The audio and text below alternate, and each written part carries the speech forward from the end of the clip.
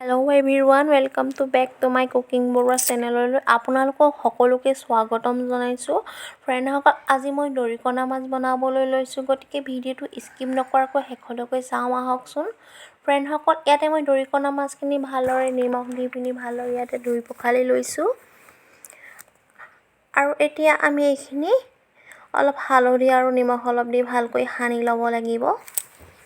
ইয়াতে মই লৈ লৈছোঁ হালধি 1 চামুচ সৰু চামুচেৰে, আৰু নিমখ মই ইয়াতে সোৱাদ অনুযায়ী লৈ লৈছোঁ।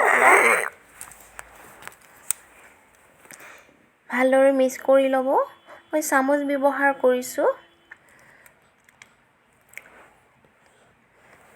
হাত ব্যৱহাৰ কৰা নাই। চামুচ ব্যৱহাৰ কৰিলে মানে মাছটো সৰু যে ভাঙি যোৱাৰ চান্স নাথাকে। আহকচোন, এতিয়া আমি দৰিকণাৰ মাছখিনি বনাই লওঁ। ইয়াতে মই মিঠাতেল প্ৰায় 2 চামুচ দি দিছোঁ। এইখিনি এতিয়া আমি গৰম হ'বলৈ দিম। আৰু ইয়াতে মই 2টা পিঁয়াজ কাটি লৈছোঁ, আৰু ইয়াতে মই লৈ লৈছোঁ আদা নহৰু পেষ্ট।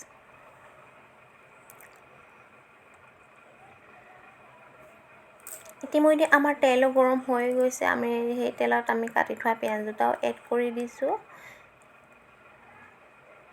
আমি ইয়াতে ভালকৈ ভাজি ল'ব লাগিব। আৰু মই আদা নহৰু পেষ্টটো ঢালি দিছোঁ।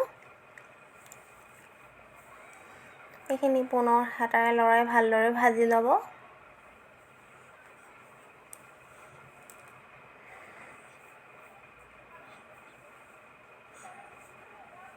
ইতিমধ্যে ভজা হৈ গৈছে ফ্ৰেণ্ডসকল। আৰু ইয়াতে আমি অলপ গৰম পানী এড কৰি দিছোঁ। অলপ পানী বেছিকৈ এড কৰি দিম। পুনৰ আমি ইয়াতে মিক্স কৰি ভালকৈ লৰাই দিব লাগিব। ইতিমধ্যে উতল আহিয়ে গৈছে।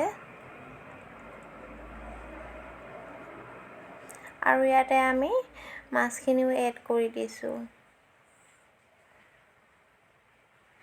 পানী অলপ বেছিকৈ দিছোঁ, কাৰণ আমি মাছখিনি ফ্ৰাই কৰা নাই যে, কেঁচাকৈ বনাইছোঁ, সেইকাৰণে আমি পানী অলপ বেছিকৈ দিছোঁ। উতল আহি সিজিব লাগিব। আৰু ইয়াতে আমি অলপ জিৰা গুড়িও এড কৰি দিছোঁ।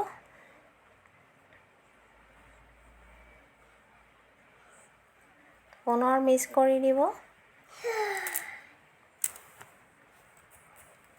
দেখিছেনে, উতল আহিয়ে গৈছে।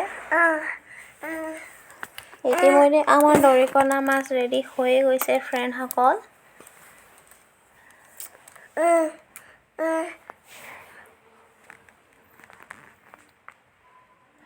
এয়া দেখিছেনে কিমান বঢ়িয়া হৈছে, কালাৰো বঢ়িয়া হৈছে।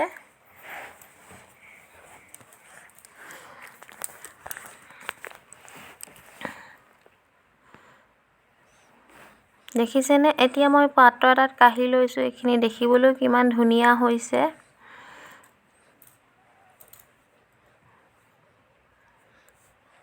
কিমান বঢ়িয়া হৈছে দেখিছেনে। আশা কৰোঁ আপোনালোকে মোৰ ভিডিঅ'টো চাই নিশ্চয় ভাল পাব। যদি ভাল পায় তেনেহ'লে লাইক, কমেণ্ট, ছাবস্ক্ৰাইব আৰু যিমান পাৰে সিমানে শ্বেয়াৰ কৰিব। আৰু বেল আইকনটোও দবাই দিব, যাতে আহিবলগীয়া নতুন ৰেচিপিবোৰ আপোনালোকে পুনৰ পাই থাকে। দেখিছেনে ফ্ৰেণ্ডসকল, কিমান বঢ়িয়া হৈছে। Thank U.